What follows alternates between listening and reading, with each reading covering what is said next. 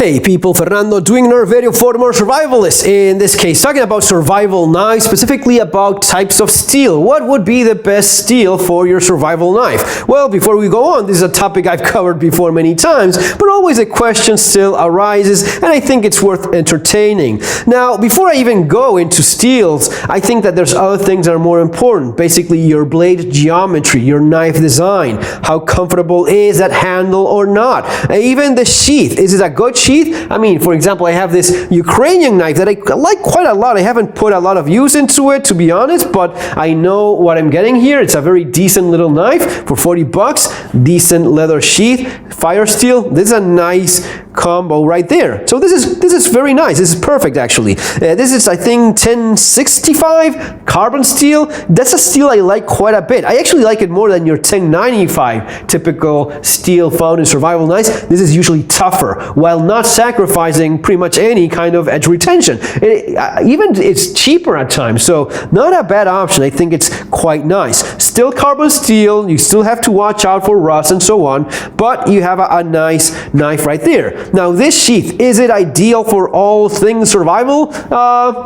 Probably not. I mean, I'll take a sheath like the one from your Glock knife all day long over leather, because this is just lighter, this is a lot sturdier, this just takes a beating and you don't have to worry about water, humidity, and it has fantastic retention of the knife, and it's one of the best designs in terms of how it goes in and out of your sheath and stays secure in it, which is something that you should not underestimate. A knife works along with its sheath. If you don't have a good sheath, then that's a knife you'll probably have to find other solutions to.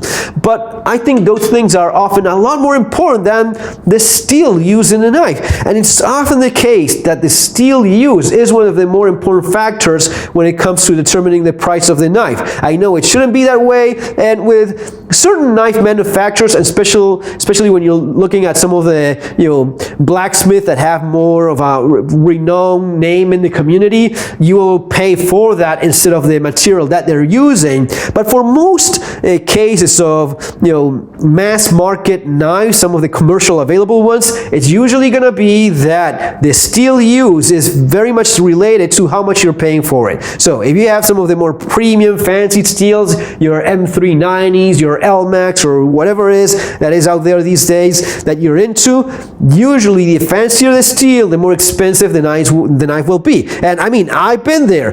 When it comes down to determining what steel you'll use in making a knife, the knife manufacturer will say, hey Fernando, this is super economic, works great, this is very expensive, and the margin of benefit that you really have, it's not all that great. Fantastic. That's why you often see knives made out of 1095 carbon steel. It's one of the oldest carbon steel there is. It has a reputation in the market as if it's a great steel, which it is. No steel is bad. Most steels have been designed specifically for use, which they fulfill quite well, and that's not an exception for 1095. It's been used over the years. It was used in your legendary K-bar knives, in your Ontario knives. These are more current production. All of this 1095. 1095 is the cheapest steel you can have for making a survival knife, and that's why they use it so much. And it does it okay. It doesn't do so well when people push it to a hardness so as to achieve a certain edge retention that it borders into the sacrificing toughness of the blade for edge retention. I'd rather go with a rather soft, quote-unquote soft 55 Rockwell, like the one used by Glock, rather than some of these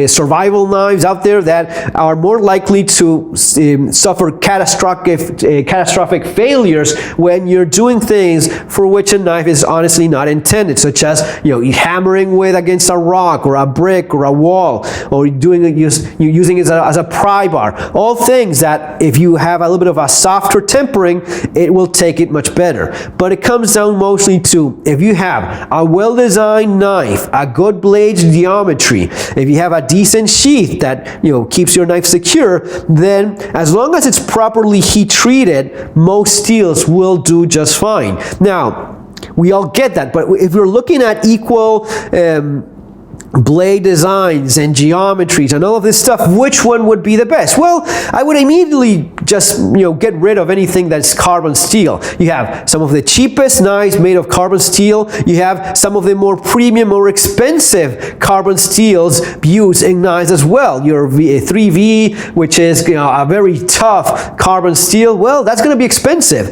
It's still carbon steel, and there's always a chance of the knife rusting. It's not a big deal, but to be honest, if I have excellent stainless steels, which are just as tough and even more so, and have just as much edge retention or even more so, and I can sharpen them just as well, why would I sacrifice on something that I consider important? So that's why you usually find some of these nicer survival knives, honestly, usually they're going to be made of some kind of good quality stainless steel. Your Falkniven would be a good example of that. I mean, my own knife, the Aitor Verfall, this is also made of a high quality stainless steel. These are made with Boiler N680, which is an Austrian stainless steel, which is super tough, has great edge retention, and an awesome resistant to rust. It's actually used for knives that are in contact with salted water. So that's going to be very resistant to rusting while having excellent edge retention and being very, very tough. Tougher than your 1095 by all means. And if you combine that with a very thick stock and a full tang, yeah, it's gonna be a little bit of a beast, and that's exactly what I want in a survival knife myself. And then you get into the specific designs. I like the recurved edge, having a little bit of a heavier head for chopping. I like that curvature for different tasks and doing things that I specifically want in a survival knife. But when it comes down to steel specifically, I think you're looking mostly at something like that. Now, do you have fancier steels than N680 or N690, right? Or your VG10. VG10, N680, and N690 are somewhat on the same range in terms of edge retention. N680 specifically, it's quite a bit tougher, which is why I wanted it for my knife, because that's one of the main things. One of the main things I wanted for my survival knife is something that I know I can beat on it as if it was a hammer and not have this blade snap on me. I know that as long as I have enough of this steel and using a tough steel like the one used here, and with the proper heat treatment, about 57, 58 Rockwell, I'm more than happy with that. I don't need a 64 Rockwell, Chad hardness steel. I think that's kind of ridiculous. Even 55 Rockwell is okay for me. Yeah, if I can have something a little bit tougher and a little bit more edge retention, I'll take that, especially if I'm not sacrificing on toughness. I'll take that all day.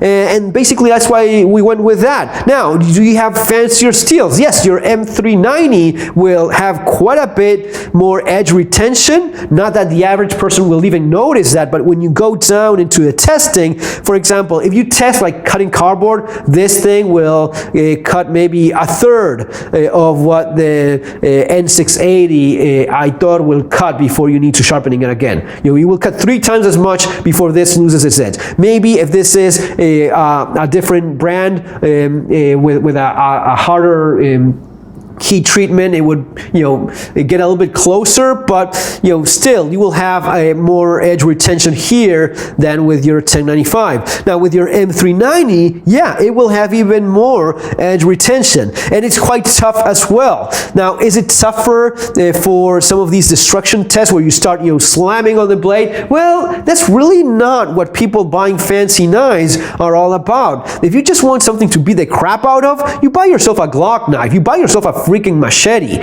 You don't buy yourself a $400 or $500 knife made of a super steel to just slam it against a wall. I mean, maybe one of the more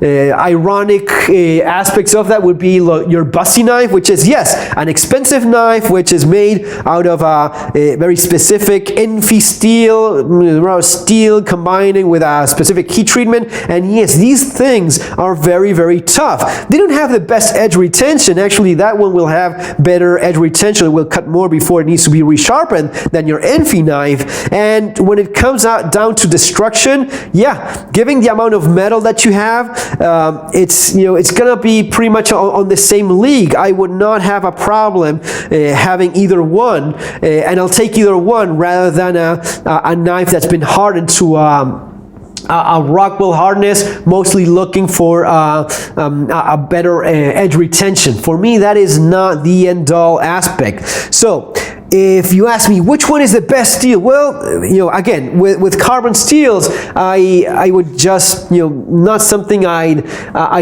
pick myself specifically. And if you get into your premium steels, I get to that point of diminishing returns of I'm not really getting a whole lot more than that. So why make a more expensive knife simply because of the steel I'm going for? And the same would apply for me buying as an objective person in the market looking for a knife. Yeah, that's what I would be looking for. One of these, $200, $300 range. Mine, the Aitor is, I think it's going for $180, $190. Check yourselves in the Aitor website. I don't keep up with any of this stuff, anymore. So that's, I honestly have no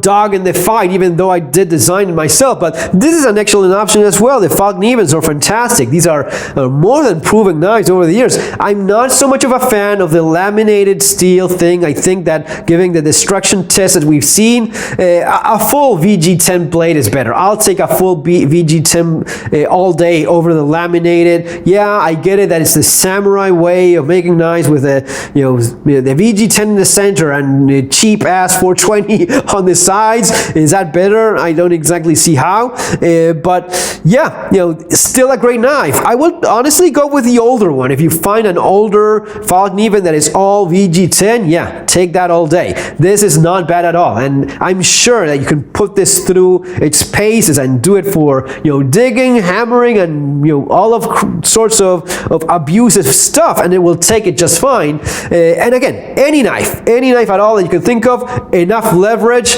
you will break it. But yeah, design does matter, heat treatment does matter, quality does matter as well. Made in Sweden, made in Austria, made in Spain, right? These are things that do come into account. Made in Ukraine, these are also fantastic knives for 40 bucks. Are you kidding me? So this is not your no brand or your mostly of a marketing gimmicky brandy thing. These are quality tools, and that's what I would mostly focus on rather than a specific type of steel or not. Okay, guys, remember, if you're interested in this sort of stuff, you have street survival skills, a lot of practical survival and surviving the economic collapse in case you want to prepare for the economic situation we're all in right now and what is to come in the not so distant future, unfortunately already going on. All of that in the links below. I'll leave links for some of this stuff if I find it in Amazon. Not always the case, but you will find all of that there. Guys, see you in our next video. Take care.